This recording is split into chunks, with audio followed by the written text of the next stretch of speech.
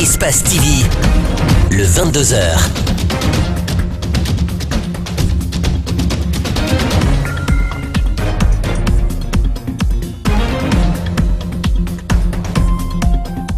Bienvenue, mesdames et messieurs, très heureux de vous retrouver pour cette nouvelle édition du 22h, dont voici les principes. Très heureux de vous retrouver pour cette nouvelle édition d'information. Bienvenue. Conakry et Tokyo souhaitent imprimer une nouvelle dynamique à leurs relations de coopération. Le président Alpha Condé, à la tête d'une importante délégation, effectue une visite d'État au Japon. Les engagements des deux États, les axes de coopération discutés, la quintessence de cette visite d'État, c'est avec notre envoyé spécial Idrissa Bari dans la capitale nippone. Nous parlerons environnement dans ce journal avec la destruction de la forêt de Demoudoula dans la commune de Ratoma. En tout cas, l'écosystème y est fortement menacé. L'État s'est en fait décidé à sévir. À Mogadiscio, au moins 10 personnes ont été tuées mardi dans une attaque à la voiture piégée. Le résumé, c'est dans ce journal. Conakry et Tokyo renforcent leurs relations de coopération. La visite d'État du président Alpha Condé au Japon témoigne de cette volonté commune des deux nations à imprimer une nouvelle dynamique à leurs relations.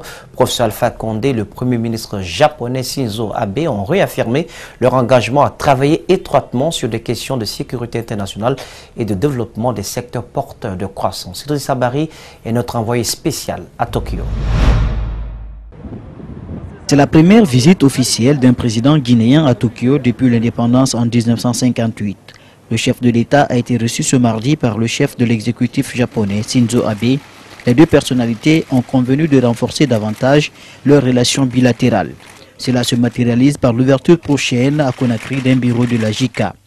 Outre les aides et les dons du peuple japonais en faveur de la Guinée, Shinzo Abe annonce d'autres secteurs de coopération entre les deux pays. Nous allons accélérer la coopération pour le développement de la Guinée. Le Japon contribuera au développement de la Guinée à travers la coopération dans le domaine de l'agriculture et de la pêche, à travers l'aménagement des routes nationales qui relieront davantage la région de l'Afrique de l'Ouest et à travers les aides concrètes renforçant le système de santé tel que les fournitures de matériel médicaux. Au cours des échanges entre le Premier ministre japonais et le président Alpha Condé, Shinzo Abe affirme souhaiter davantage coopérer avec la Guinée dans divers domaines, notamment la politique, l'économie, la culture et les échanges de personnes ressources. C'est dans cette dynamique que les deux ambassadeurs des deux pays ont parafé le plan de développement économique et social concernant la coopération sous forme de dons entre la Guinée et le Japon. Nous voulons que la coopération entre la Guinée et le Japon franchisse un nouveau pas. C'est pourquoi nous avons demandé au Premier ministre que nous puissions avoir accès à des crédits concessionnels. Et ensuite, le Japon a des très grandes entreprises, Nissan, Toyota, Mitsubishi, Sony, etc., qui ne sont pas présents en Guinée. Nous souhaitons donc que le Premier ministre encourage des entreprises guinéennes, nippones, japonaises, à venir investir en Guinée parce que nous avons beaucoup de potentialités. Le Japon vient d'annoncer le déblocage de 32 milliards de dollars pour la coopération et les investissements en Afrique pour accompagner son développement. Le chef de l'État guinéen souhaite que la Guinée puisse bénéficier d'une partie de ce fonds sous forme de prêts concessionnels. Alpha Condé a aussi invité le chef de l'exécutif japonais à visiter la Guinée sous son magistère.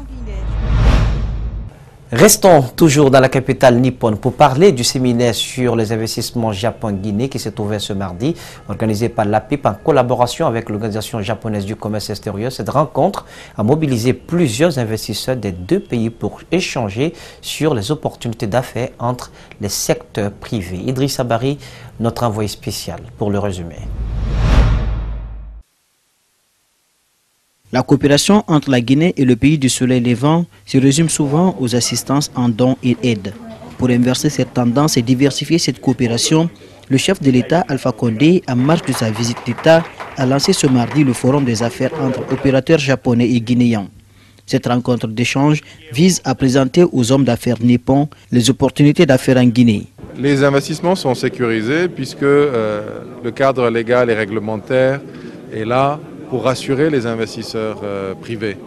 Et je pense que vous voyez qu'il y a d'autres investisseurs d'autres pays qui sont en Guinée et qui fruissent.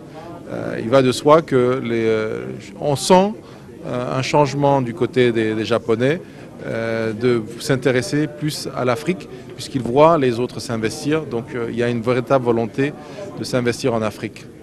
Ce forum a mobilisé plus de 170 investisseurs japonais contre 30 hommes d'affaires guinéens. Ceci dénote de l'intérêt que les Japonais portent sur la possibilité de se rendre en Guinée pour de nouveaux partenariats économiques. L'objectif de ce forum vise à nouer de nouvelles relations d'affaires entre les secteurs privés des deux pays. Toute chose qui réjouit les opérateurs guinéens qui ont déjà pris plusieurs contacts avec leurs homologues japonais. La Guinée regorge de ressources, regorge de main-d'œuvre dont une jeunesse assez valide, assez ambitieuse pour travailler. Le Japon a un savoir-faire et une capacité financière extrême. Donc que les deux là se rencontrent, puissent échanger, puissent communiquer et trouver des voies et moyens de collaborer, je pense que c'est salutaire pour les deux économies, pour les deux populations. Nous souhaitons maintenant que cette coopération dépasse le cadre des aides et des dons et que ça soit vraiment une coopération qui va donner la chance au Japon ou aux entreprises japonaises de venir investir en Guinée.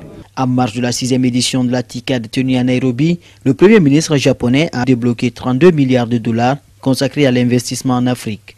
Président de l'ouverture de ce forum, le chef de l'État a invité les entreprises japonaises d'investir en Guinée en demandant à l'État nippon d'accorder des prêts concessionnels aux investisseurs désireux de venir dans son pays. Le gouvernement ne peut pas développer le pays économiquement. Le gouvernement peut poser les bases d'un développement, mais c'est le secteur privé qui peut réellement être le moteur de développement des pays.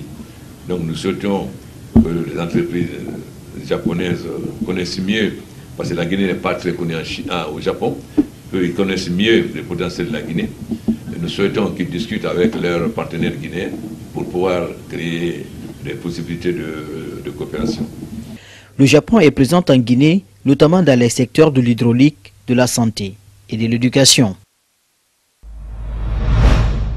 Quittons le Japon pour la Guinée, faisons une rétrospective sur la cérémonie inaugurale du pont Kaka à Koya. À cette occasion solennelle, le président de la République a pris encore une fois des promesses pour le peuple de Guinée. Le professeur Alpha Condé entend désormais s'investir personnellement dans l'agriculture bien plus qu'auparavant et d'ores et déjà 2 tracteurs achetés sont respectivement prévus à Dubrika et à Mandiana pour une riziculture estimée à 800 hectares. Le chef de l'État soulignera que l'exportation du riz prendra fin dans moins de 3 ans. Explication Kadja Diallo, Yacouba Traoré. Pour remédier à un défi suivi d'un déficit alimentaire qui s'impose, ainsi favoriser un meilleur encadrement du secteur agricole, lors de la cérémonie inaugurale du pont Kaka, le professeur Alpha Condé n'a guère dérogé à la règle qui s'est inscrite, celle des promesses. Alpha Condé fait figure d'engagement personnel pour réaliser 400 hectares rizicoles, respectivement dans les préfectures de Dubrika et de Mandiana. Moi-même, je vais donner l'exemple. J'ai envoyé un tracteur à Dubrika. Moi-même, je vais cultiver 400 hectares à Dubrika et 400 à Mandiana. Va cultiver 600 hectares à Mandiana, je ne sais plus combien à Dingraï et à Koba. Parce que importer le riz, ça nous coûte cher. En devise et ça augmente le prix. Avec cette offensive, le président de la République veut booster le secteur agricole. Cette décision émane d'une volonté d'inciter les administrateurs territoriaux à promouvoir l'agriculture dans leurs zones distinguées. S'il plaît à Dieu, j'ai pris l'engagement que dans 2 ans, on n'importera plus de riz. À condition que vous acceptez de cultiver, monsieur le préfet. Nous voulons désormais non seulement cultiver, mais transformer le produit sur le plan local. Car Nicolas nous a donné des leçons. Je vous ai dit que les femmes à Pita, à Mali, à Labé font beaucoup de pommes de terre. Mais comme monsieur le préfet, madame la gouverneure, vous n'aimez pas manger de pommes de terre sauf le riz, ces pommes de terre on les vendait au Sénégal. Et quand le Sénégal a fermé ses frontières, les pommes de terre sont pourries. Poursuivant son allocution, le président de la République annonce la réalisation d'une autoroute reliant Koya à Kindia et à Mamou. Notre objectif, c'est de faire l'autoroute jusqu'à Kindia dans un premier temps et jusqu'à Mamou. Parce que ce n'est pas seulement le port de Kaka où il y a beaucoup d'accidents. Sur la route entre Conakry et Kindia, entre Kindia et Mamou, il y a trop de virages et ces virages entraînent aussi des accidents. Début des travaux préliminaires d'évaluation et de revue des agréments des grossistes des produits pharmaceutiques en Guinée. À ce jour, l'on dénombre 95 sociétés grossistes, ce que dénonce les professionnels qui attendent impatiemment la normalisation du secteur. Reportage d'Ibrilba Yacouba Traoré. En Guinée, près de 100 sociétés grossistes des produits pharmaceutiques alimentent le marché en médicaments. L'inquiétude est grandissante au milieu des professionnels, ce qui du coup amène le ministère de la Santé à prendre des orientations pour faire face au dérèglement qui compromet dangereusement la santé des populations. Nous resterons toujours mobilisés tant que la pharmacie ne revient pas aux pharmaciens. C'est-à-dire que les grossistes et répartiteurs qui doivent produire des médicaments pour la population soit de qualité. Le dysfonctionnement qui existe dans le secteur pharmaceutique s'explique par un manque d'organisation qui date depuis plus de 30 ans.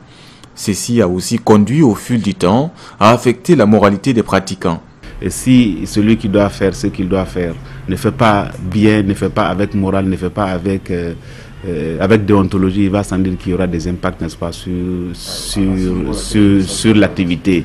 Et le message que nous avons à lancer aux professionnels, et je crois que c'est dit dans les messages de toute façon, il faut que les professionnels, il faut qu'on mette de l'ordre dans cette profession. Il y a des observateurs qui estiment que l'État doit revoir le mode d'importation des médicaments, une mesure qui doit s'étendre également sur la valeur monétaire des importations et sur les sociétés importatrices. Et nous sommes sûrs, et nous croyons, et nous savons effectivement que les médicaments que ces gens-là importent parfois et mettent à la disposition de la population ne sont pas des vrais médicaments, c'est des faux médicaments. Et il faut se rendre aujourd'hui dans les formations sanitaires pour voir l'impact de ces faux médicaments. Et vous verrez des enfants de moins de 10 ans, de moins de 15 ans qui ont des problèmes de reins. N'est-ce pas? Tout ça là, c'est dû à la consommation de faux médicaments. La Guinée est un pays considéré grand pourvoyeur des médicaments. Le ministre de la Santé s'attelle donc à démanteler le réseau, une volonté montrée au cours du dernier Conseil des ministres. L'Association des écrivains de Guinée compte organiser des méga dédicaces du 7 au 21 juillet prochain à Conakry. Les hommes de lettres envisagent également s'investir davantage dans la valorisation des auteurs guinéens. L'annonce a été faite ce mardi au cours d'une conférence de presse à Koléa. Compte rendu, Mamadou Kalisso, Alseni Kamar. Beaucoup de promesses au cours de cette conférence de presse. D'abord, les écrivains envisagent d'organiser une méga dédicace le 7 juillet. Ensuite, une soirée littéraire le 21 juillet au Centre culturel franco-guinéen. Les hommes de lettres comptent également éditer 1000 ouvrages d'ici au prochain mois. Mais ils affirment être confrontés à des obstacles. Nous avons beaucoup de manuscrits que nous avons, mais actuellement, le problème de l'édition, même quand votre manuscrit est bon, si vous l'envoyez à l'extérieur, si ça ne rentre pas dans leur ligne éditoriale, ils ne vont pas l'éditer. Deuxièmement, si vous estimez que le manuscrit est très bon ici, vous l'envoyez à Paris à une maison d'édition. Ça se trouve en compétition, en concurrence avec 100 ou 200 autres manuscrits. Mais si ce n'est pas une œuvre exceptionnelle, ça n'a aucune chance de paraître. L'émancipation de la littérature guinéenne passe forcément par la participation de ses acteurs à des concours, colloques et autres échanges avec les auteurs extérieurs, estime l'un des conférenciers.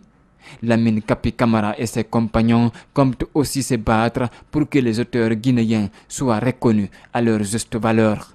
Il y a une voie qui est une voie royale, c'est l'inscription des œuvres des auteurs guinéens au programme de nos lycées, collèges, même écoles primaires.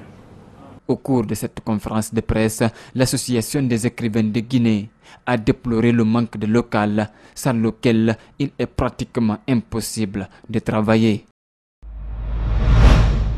Parlons environnement. La forêt de Demodola, dans la commune de Ratoma, est décimée par les riverains et comme si cela ne suffisait pas, c'est le lit du Marigot et tout l'écosystème de la zone qui sont menacés. L'État a pris conscience et tente de sécuriser le lieu en vue de sa restauration. Des maisons construites de façon anarchique ont été démolies. Des interpellations effectuées hier.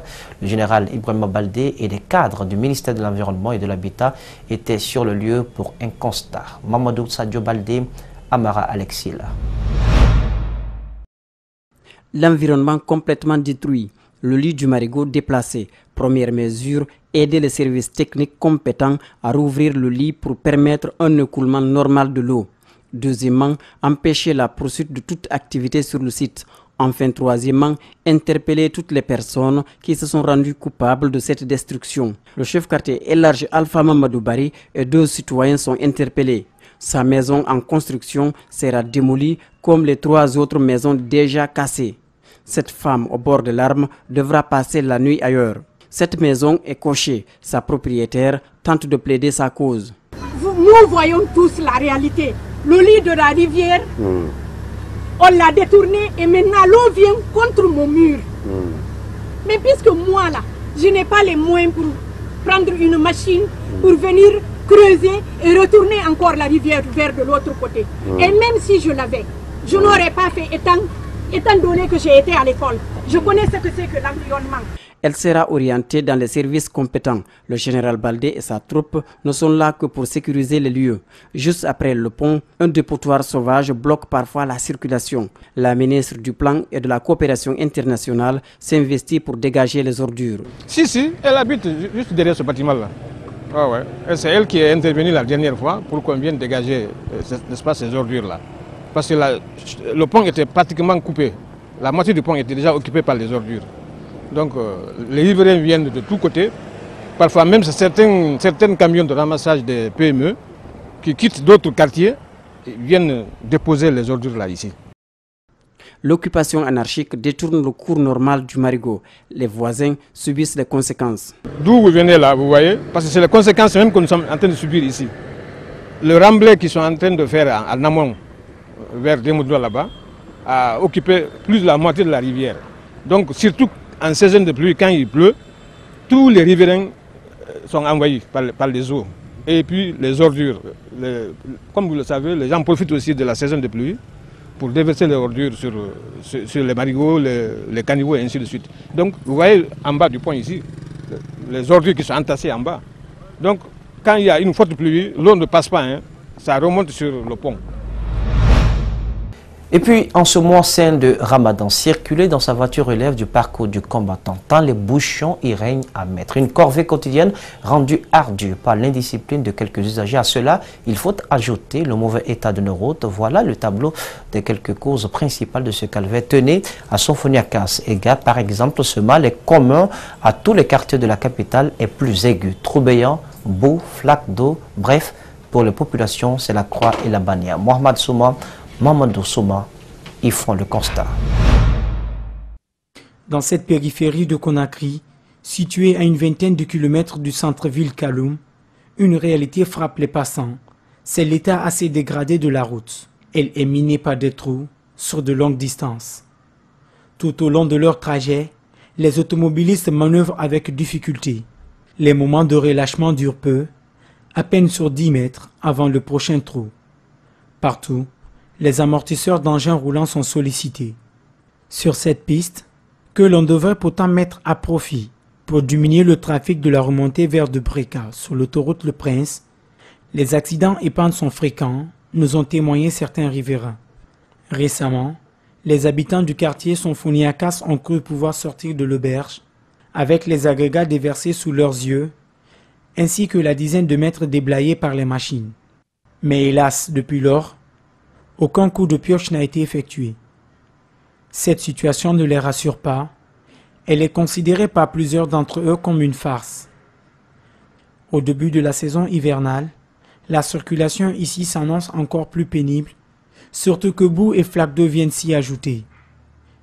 Conséquence, les véhicules sont souvent endommagés et le plus constatable, l'embouteillage. Dans moins d'une semaine, les musulmans du monde vont célébrer la fin du Ramadan. À la veille, une de nos équipes a fait un tour au marché de Matoto pour s'enquérir des prix des différents articles. Vendeuses et acheteurs se plaignent, comme les années précédentes, de la hausse vertigineuse des prix des marchandises. C'est un reportage signé Mariam Nabé, Mohamed Al-Hussein Kamara. À quelques jours de la fête de Ramadan, l'ambiance est vive dans les marchés de Conakry. À Matoto, il y a toutes sortes d'articles à des prix différents. Cette année, les marchandises coûtent cher. J'ai pris une douzaine de robes à 250 000 francs. Nous voulons que l'État diminue le prix du dédouanement des articles afin que nous puissions avoir un peu d'intérêt. Au moins, j'arrive à écouler mes habits. Toutes se plaignent du prix élevé des marchandises. Certaines font leur choix, mais ont des difficultés économiques à acheter les articles à leur goût.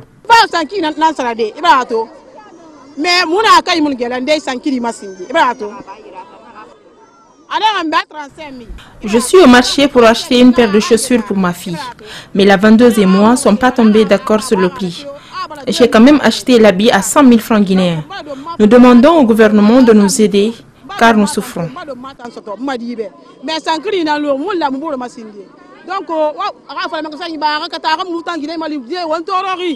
Si certaines aiment le prêt-à-porter, d'autres par contre préfèrent la friperie pour des raisons bien définies.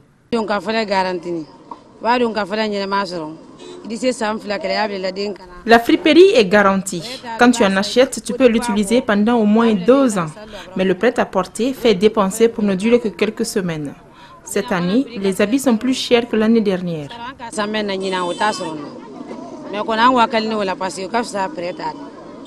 En Guinée, chaque année, le prix des articles augmente à l'approche des fêtes. Une situation qui n'est pas à l'avantage de la majorité de la population qui vit au jour le jour. La société de téléphonie mobile MTN offre des cadeaux à ses abonnés en ce mois saint de Ramadan. Promo Quiz SMS est une promo qui a commencé depuis le 30 mai et qui s'étendra jusqu'au 31 décembre 2017. Cette promo offre des lots, des bons d'achat alimentaires et des smartphones et tablettes. Mohamed Valek Touré, Ibrahim Assouma vous donne le détail. SMS Quiz, une promo qui donne la possibilité aux abonnés MTN de gagner des lots en participant au jeu questions-réponses via SMS. Les abonnés sont invités par message à répondre aux questions qui ont pour thème le sport, la religion et culture générale. Pour cette première semaine, 10 gagnants ont reçu ce mardi des lots, des bons d'achat alimentaires, des crédits de communication, mais aussi un bon d'achat de 2 millions de francs. J'ai un sentiment de joie, de satisfaction envers MTN Guinée et je tiens à les remercier. Vraiment merci MTN Guinée et j'espère que la prochaine fois sera encore meilleure que cette fois-ci. J'ai eu 2 millions de francs guinéens. Pour souscrire à la promo Quiz SMS, l'abonné envoie par message le mot MTN au 8200 pour chaque numéro avec une facturation de 200 francs. Les gagnants des gros lots de la semaine sont répartis avec des bons d'achat de 2 millions de francs. Les gens, lorsqu'on me voyait faire, ils se demandaient ce que je suis en train de faire. Ils disaient, ben, lui, il joue comme ça là. Mais moi, je savais ce que je fais. Et surtout, ce n'est pas le problème de l'argent, mais plutôt divertir les connaissances en fonction des questions qu'on demande. C'est surtout ça qui m'a beaucoup lancé dedans. Grâce à MTN Arriva, on a dû jouer pour les questions et réponses concernant pour l'islam. Donc c'est ce qui m'a trop motivé parce que ça devait un peu pour moi comme un jouet. Cette promo Quiz SMS va s'étendre sur 7 mois.